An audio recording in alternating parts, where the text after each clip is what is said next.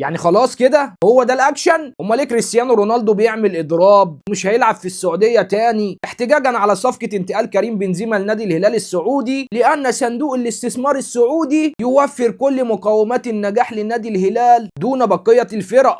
فرونالدو يقول انا مش لاعب الا لما المهزله دي تقف، وزي ما جابوا للهلال بنزيما يجيبوا للنصر ليونيل ميسي، ملناش دعوه. طب احب اقول لك كريستيانو رونالدو ينهي الاضراب ويعود للاعب من جديد بتيشيرت نادي النصر يوم السبت اللي جاي عادي جدا. وقال ايه؟ بيقول لك صندوق الاستثمار السعودي وافق على طلبات كريستيانو رونالدو. من الاخر كده هودوه يعني. وانا وانت اهو بقول لك كريستيانو مش هيطلع من الليله دي كلها بحاجه غير انه طلع نفسه مسرح وخلى اللي يسوى واللي ما يسواش يتريق عليه. في الاول وفي الاخر خدها مني، الهلال هيفضل كبير السعوديه، وكده كده كلها اخر السنه ديت او سنه كمان. كريستيانو رونالدو اصلا هيودع كره القدم نهائيا، فما تصدقش اللي يقول لك ان السعوديه ممكن تغير سيستم عشان خاطر عيون كريستيانو رونالدو. لكن يا عم خلينا نشوف الطلبات اللي هم استجابوا ليها لكريستيانو، ونشوف الصفقه اللي جايه للنصر في الانتقالات الصيفيه هتكون مين.